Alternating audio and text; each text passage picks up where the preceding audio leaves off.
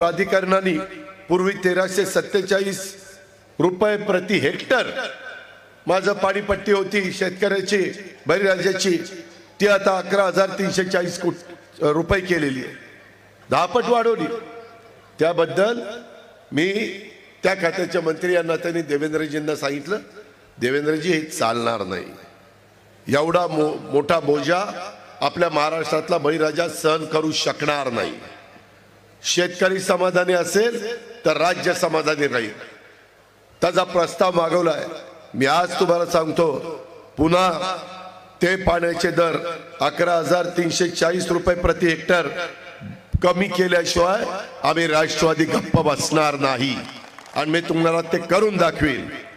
भूविकास बँकेचा विषय मार्गी लावला, आत्ताच शेतकरी भेटले होते, 7/12 त्यांच्या भूविकास बँक 7/12 वरून भूविकास बँक काढून टाकली, तिथल्या कर्मचाऱ्यांना अधिकाऱ्यांना पगार देऊन टाकले।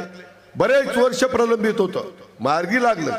का लागलं तर सरकारमध्ये गेलो म्हणून लागलं, नसतो गेलो तर काय, मी सांगितलं असतं तुम्हाला, कागलकरांनो ज्यावेळेस आपलं सरकार येईल त्यावेळेस आपण करू, तुम्ही आपलं सरकार आणा, आमदार निवडून आणा।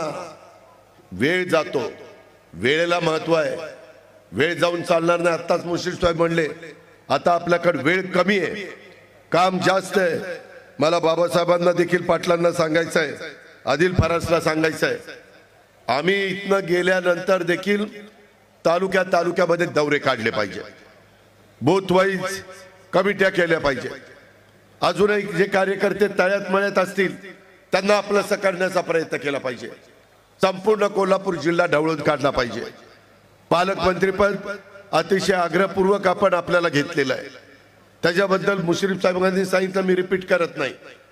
त्याच्यामध्ये उद्याच्याला डीपीसीला जास्तीचा निधी देण्याचं काम नियोजन खात्याचा मंत्री म्हणून मी करीन, तुम्ही त्याबद्दल काही काळजी करू नका। महालक्ष्मीच्या संदर्भातलं एक नवीन जीर्णोद्धाराच्या करता मोठं काम हातात घेऊन तुम्ही पाहताय। आपल्या पन्हाळ्याचा ज्योतिबा तिथलंही काम आहे, इतर पण वेगवेगळ्या प्रकारची कामं आहे। आज पण अनेक प्रशासकीय इमारती असतील, तुमचं इंजिनिअरिंग कॉलेज असेल, तुमचं या ठिकाणी 1000 बेडचं हॉस्पिटलच्या बद्दलचं काम असेल। आज वैद्यकीय शिक्षण खात्याचे मंत्री म्हणून मुश्रीफ साहेब प्रत्येक जिल्ह्यामध्ये कॉलेज मेडिकल उभं करण्याचा निर्णय घेत आहेत। त्यावेळेस ते म्हणले माझं स्वतःचा कोल्हापूर जिल्हा आहे, मला पण 1000 बेडचं हॉस्पिटल पाहिजे। करोडो रुपये लागत आहेत, साधी सोधी गोष्ट नाहीये, पण सर्वसामान्य माणसाच्या करता मिळालेल्या सत्तेचा आणि पदाचा वापर केला गेला पाहिजे।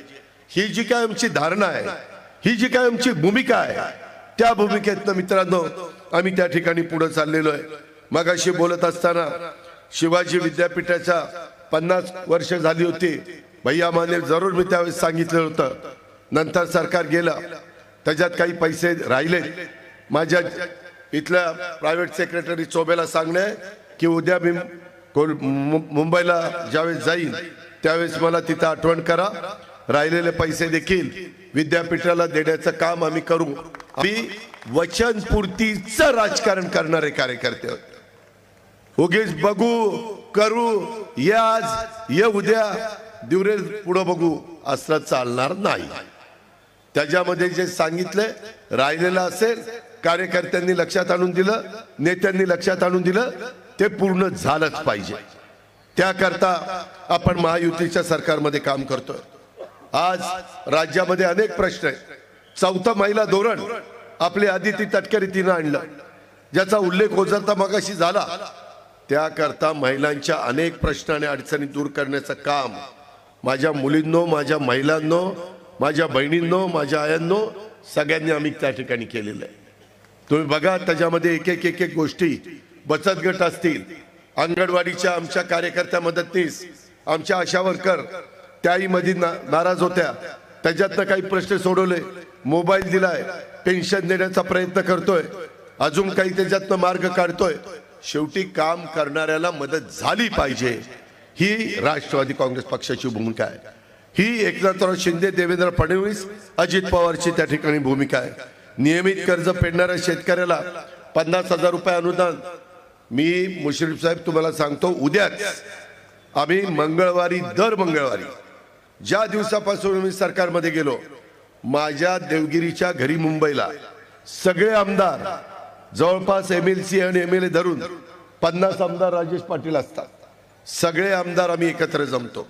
सगळे मंत्री, सुनील तटकरे, प्रफुल्ल पटेल, रामराजे नाईक निंबाळकर, ही सगळी असतात. आणि त्याच्यामध्ये 8 दिवसामध्ये काय झालं, काय अजून केलं पाहिजे, कुठं काय म्हणणं आहे, कुठं काय दुरुस्त केलं पाहिजे, कुठल्या योजना राबवल्या पाहिजे, कुठली कामं मार्गी लागली पाहिजे, तशा पद्धतीनं उद्या तिथं सहकार मंत्री दिलीप वळसे पाटील येतील. मी त्यांना 4 ते 5 हजार कोटी रुपये ह्या 50,000च्या करता त्यांना म्हणजे अर्थ विभागाने सहकार विभागाला दिलेले. काय त्रुटी राहिलेल्या आहेत मगाशी तुम्ही उल्लेख केला, ती कदाचित त्रुटी राहण्याची शक्यता ऊसाच्या पिकामुळं, कारण त्या वर्षात घेतलेलं पीक कर्ज त्याच वर्षात फेडलं गेलं पाहिजे, तर तिथं वेळेमध्ये परतफेड केली ते गृहीत धरणार असं त्याच्यामध्ये घातलंय. त्याच्यात काही छोटीवार दुरुस्ती करायची असेल तर जरूर आपण त्या ठिकाणी करू, परंतु अतिशय शिस्तबद्ध पद्धतीनं काम करणारा, वेळेमध्ये कर्ज घेणारा, फेडणारा, वेळेमध्ये विजेची बिलं भरणारा, पाणीपट्टी किफायतशीर असेल तर ती वेळेत भरणारा, जर महाराष्ट्रातला कोणता शेतकरी असेल तर तो माझ्या कोल्हापूर जिल्ह्यातला आहे, असं अनेकदा मी बघितलेलं आहे. ऊर्जा खातं 10 वर्ष माझ्याकडे होतं, इतर खाती माझ्याकडे होती. त्याच्यामुळे मी काही तुम्हाला खुश करण्याकरता आलेलो नाहीये. तुम्हाला सवयी चांगल्या आहेत, तुम्हाला मदत झाली पाहिजे, तुम्हाला त्या ठिकाणी अडचणी दूर झाल्या पाहिजे, आणि म्हणून या प्रकारे आपण त्याच्यामध्ये पुढे जाण्याचा प्रयत्न करतोय. आज आमच्या युवराज पाटील आणि काही इतर वेगवेगळ्या भागातले वेगवेगळी भूमिपूजन उद्घाटन केली. आपल्या सोसायटीला अमृत महोत्सवी वर्ष आपण साजरं करतोय, त्याच्यातनं अडीअडचणी शेतकऱ्यांच्या सोडवतोय. ह्या सगळ्या सोडवत असताना आई अंबाबाईचं कृपाछत्र असणाऱ्या आपल्या कोल्हापूरला तसं बघितलं तर अस्सल मातीचा गंध आहे. आपल्या